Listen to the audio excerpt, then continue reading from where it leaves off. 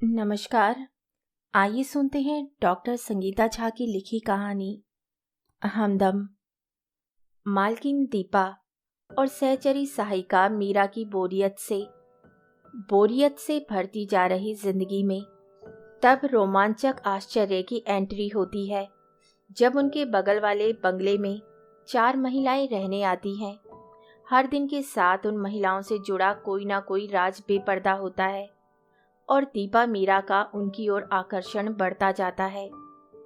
तो आइए सुनते हैं सकारात्मकता से भरी एक प्यारी सी कहानी हमदम। अरे मी, ऊपर छत पर जाओ और जो भी सामान धूप में रखा है ले आओ। ये थी मेरी हेल्पर, सुख दुख की साथी मीरा, जो बरसों से साथ थी।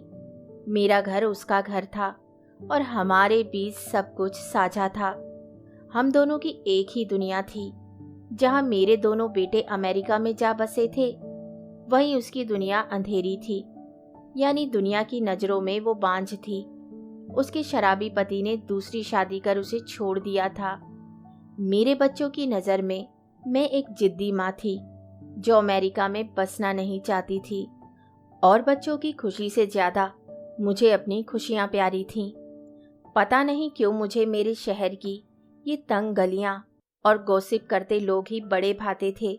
हम दोनों की जिंदगी लगभग एक सी थी, केवल वर्ग का फर्क था जो मेरी जिंदगी में उसकी जरूरत ने पूरी तरह से मिटा दिया था। हम दोनों यानी मैं और मी दिवाली की सफाई कर रहे थे, साथ ही अपने दिमाग के जाले भी साफ कर रहे थे, जो लगभग नामुमकिन सा था। घर की पुरानी चीजें या तो फेंक रहे थे या उन्हें झाड़कर छत पर धूप दिखा रहे थे। मेरे चिल्लाने पर भी मैं ऊपर तो गई, पर नीचे आने का नाम ही नहीं ले रही थी। मैं भी मन ही मन सोच रही थी कि ऐसा क्या हो गया जो ये मैडम ऊपर अटकी तो पूरी तरह जा अटकी। थोड़ी देर बाद वो दौड़ी दौड़ी नीचे आई और मुझसे कहने लगी, दी, बाजू वाले बंगले में कोई आए हैं, बड़ा सामान उतर रहा है ट्रक से। इतना कह फिर दौड़कर ऊपर चली गई। वो मुझे दी कहकर पुकारती है। इसके 2 मायने हैं। एक तो मेरे नाम दीपा का पहला अक्षर और दूसरा दीदी का पहला अक्षर। हम अपनी जिंदगी इस छोटे से शहर में भी अपनी तरह जीते हैं। हम दोनों के गुजारे लायक मेरे पास पैसा था और अमेरिका में डॉलर के धनी बेटे भी थे। क्या फर्क पड़ता था कि मैं मालकिन और वो नौकरानी, या कहिए वो तो अब मेरी लाइफलाइन बन चुकी थी। दोनों मिलकर खाना बनाते, खाते, गाना गाते, नाचते और घर पर ही OTT पर सारे सीरीज और मूवी देखते। पढ़ने की और अपने को जमाने की दौड़ में बराबर करने की कोई उम्र नहीं होती। ये सब मैंने मीरा को देखकर जाना, जिसे ठीक से हिंदी बोलना भी नहीं आता था। अब मेरे साथ बैठ न केवल काइट रनर नॉवल पर अपनी टिप्पणी देती है, बल्कि धड़ल्ले से अंग्रेजी में गालियां भी देने लगी थी। प्री दिवाली पीरियड चल रहा था। इससे हम दोनों कभी सामान जमाने तो कभी पुराने सामान को छत पर सुखाने में व्यस्त थे। समय बहुत कम था और ये मैडम छत पर ही जाकर अटक गई थी। ऐसे समय में मेरे अंदर की मालकिन जाग जाती और मुझे लगता कि ये मेरी बातें सुन ही नहीं रही है। काम की व्यस्तता इतनी थी कि मुझे बगल में क्या हो रहा है इसमें भी कोई दिलचस्पी नहीं थी, और ये मैडम अपना पागलपन छोड़ ही नहीं रही थी। खैर, उम्र का अंतर भी था। मैं 60 और वो 40। जब बड़े देर तक वो नीचे नहीं आई तो मैं ही ऊपर पहुंच गई। बरसों के बंद पड़ी बाजू वाली हवेली के बाहर 5 ट्रक खड़े थे और 4 मैडम सामान उतरवा रही थी। सभी बड़ी मॉडर्न सी थी। एक को छोड़ तीनों ने पैंट शर्ट पहन रखी थी। उस अकेली ने फ्रॉक पहन रखी थी। सबकी भवें तराशी हुई, आंखों में आई मेकअप और होठों पर लाली। उम्र सबकी 40 से 60 के बीच थी। साथ में कोई मर्द नहीं दिखा। मैंने भी यानी मीरा को जोर से चिमटा और कहा, चलो नीचे मी मैडम, पूरा दिन पड़ा है आपकी जासूसी के लिए। क्यों परेशान कर रही हो खुद को? 5 ट्रक में सामान है तो जल्दी तो जाएंगे नहीं। बहुत समय मिलेगा जासूसी के लिए। उनके खानदान, पूर्वज और हर तिलस्मी रहस्य से तुम पर्दा उठाने में कामयाब हो जाओगी। बहुत काम पड़े हैं मी, साथ चलो। उस दिन की हमारी तहकीकात तो वहीं खत्म हो गई, लेकिन पूरे समय सामान खिसकाने और ठोकने की आवाजें आती रहीं। अच्छे पड़ोसी की भूमिका निभाते हुए ड्राइवर राजेश के हाथों पूरी सब्जी और साफ पानी भिजवाया। 2 बार गरम गरम चाय और बिस्कुट भी भिजवाया। मी तो वहां खुद जाने के लिए मचल रही थी, लेकिन मैंने ही उसे रोक लिया। घर पर इतना काम जो था, ड्राइवर मी को बता रहा था कि वहां कोई पुरुष था ही नहीं। वही चारों मिलकर सामान सरका रही थी और दीवार में कीले भी ठोक रही थी। मी ने उसकी चुटकी भी ली। तुम ही बन जाते उनके मर्द, करवा देते मदद। राजेश ने कहा, रे देखा नहीं है ना तुमने, इसी से ऐसा कह रही हो। बाप रे, चारों की चारों इतनी हट्टी कट्टी हैं, मेरे जैसे 4 को एक साथ पटक दे। नहीं तो जाओ आजमा के देख लो। मैं तो कुछ घर के कामों में तो कुछ बेटों से वीडियो कॉल में इतनी व्यस्त थी कि सिर्फ इन दोनों की बातें ही सुन रही थी, लेकिन उनके घर से काफी आवाजें आती रहती थी। करीब 5 दिन तक तो ट्रक ही आते रहे। मेरी पूरी सफाई धनतेरस के एक दिन पहले ही खत्म हुई। धनतेरस की शाम जब छत पर पहुंची तो पाया कि बाजू वाली मनूस कोठी पूरी तरह से जगमग कर रही थी और खूब गाना बजाना चल रहा था। मेरे पास समय कम था, इससे ज्यादा पता लगाने का ना समय था ना जिज्ञासा। सोचा दिवाली के बाद सारी तहकीकात करूंगी। दिवाली में भी खूब पटाखों का शोर बगल से आता रहा। ड्राइवर और मी ने भी उनके घर जा दिवाली मनाई। मैं ही सकुचाती रही। भले मीरा और राजेश को घर के ही सदस्य के रूप में रखा था, लेकिन हमारा रिश्ता घर तक ही सीमित था। बाहर तो मैं उनके साथ मालकिन ही थी। लोकलाज भी कोई चीज होती है। उनके साथ दौड़ दौड़ कर तो मैं अपनी जिज्ञासा शांत नहीं कर सकती थी। दिवाली बीत गई, पर मेरे काम खत्म होने का नाम ही नहीं ले रहे थे। रोज मी और राजेश नई नई खबरें देते थे, जो पड़ोसी घर की ही रहती थी। कहाँ सालों की मनुसियत और अब 24 घंटे की चहल पहल। त्योहार सारे बीत गए और दिसंबर का महीना भी आ गया। अब मुझे भी थोड़ी बोरियत होने लगी थी। सोचा थोड़ा पड़ोस में जान पहचान बढ़ाई जाए। एक दिन मुझे सारी रात जागना पड़ा। पड़ोस से हथौड़े की आवाजें जो आ रही थी। सोचा सुबह होते ही विनती करूंगी कि रात को इस तरह के काम ना करें। मैं पहुंचती इसके पहले ही 4 देवियां मेरे द्वार पर हाजिर थीं और ढेर सारे सामान के साथ, जिसमें मेरा सारा बचपन समाया हुआ था। उनके साथ था नसीम चाची के हाथ से बने जैसा अंडे का हलवा, अम्मा की सुगंध वाली गुजिया और मेरे बचपन की दोस्त एंड्रिया के यहाँ बनने वाले छोटे छोटे पैनकेक, साथ ही गुरुद्वारे में बंटने वाला वाहेगुरु का प्रसाद। मैं कुछ बोल पाती उसके पहले चारों ने हाथ जोड़कर कहा, दी हम शर्मिंदा हैं कल रात के लिए। आप तो जानती हैं कि प्लम्बर मिलना कितना मुश्किल है। बड़ी मुश्किल से कल रात सारे नल ठीक करवाए।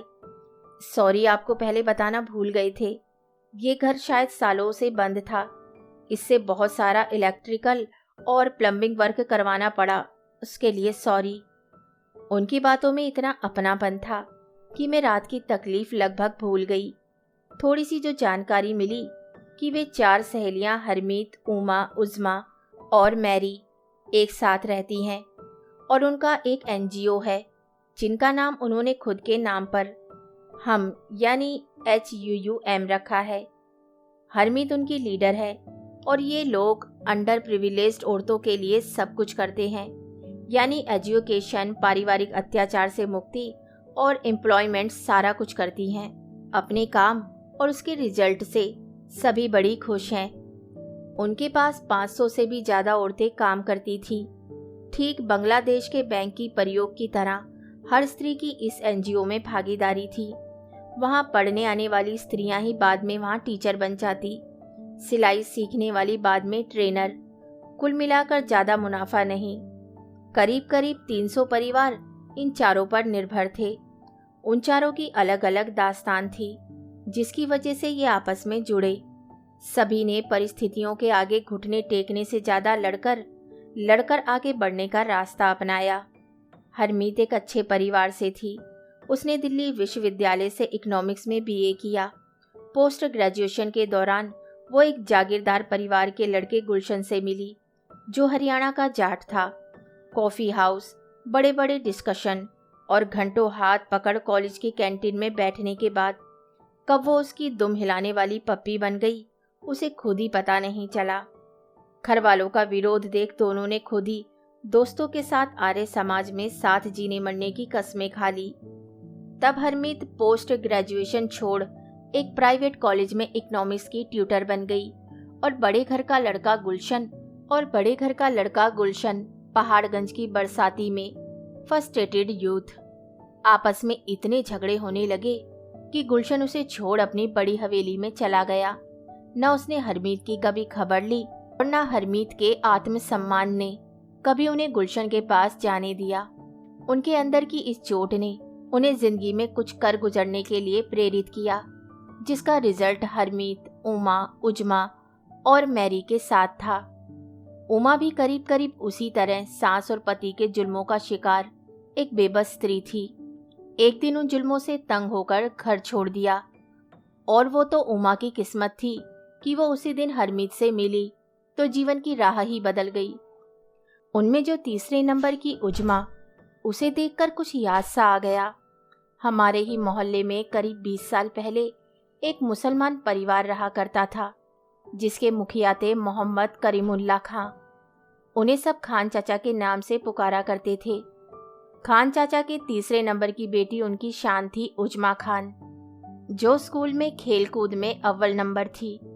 बाद में पता चला कि खान चाचा ने अपनी लाडली बेटी का रिश्तेदारों के बहकावे में आकर एक अमीर अधेड़ से निकाह पढ़वा दिया। शादी के दूसरे दिन ही अपने जूडो कराटे का कमाल दिखा उजमा पति का घर छोड़ आई। लोगों के तानों से बचने के लिए खान चाचा अपना खुद का घर आनन फानन में बेच कहीं चले गए। उस घटना के 2 साल बाद हमारी ही कॉलोनी में एक हाई एंड मसाज पार्लर खुला, जिसकी मालकिन इंग्लिश में बातें करती थी। पूरे मोहल्ले में उस पार्लर की चर्चा थी। मैं और मी भी वहां मसाज कराने गए। ये उन दिनों की बात थी जब 100 रुपए में ही अच्छी से अच्छी मसाज वाली घर पर अच्छी मालिश कर चली जाती थी। वहां 1000 रुपए सुन मी तो चिल्लाने लगी। वहां प्यारी सी सर पर हेडफोन लगाए उजमा को मालकिन के रूप में देखकर बड़ा अच्छा लगा। वह मुझे देख बड़ी खुश हुई।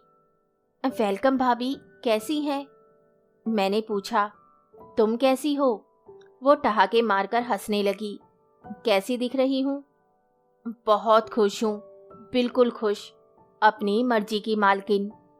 मुझ पर फिर से उसने नजर डाली और एक विषाद की रेखा उसके माथे पर उभरी और धीमी आवाज में उसने कहा, आप भी असमंजस में होंगी कि मैं और मसाज पार्लर, लेकिन शायद एक उभरती प्रतिभाशाली एथलीट का हमारे देश में ऐसे ही मर्डर होता है।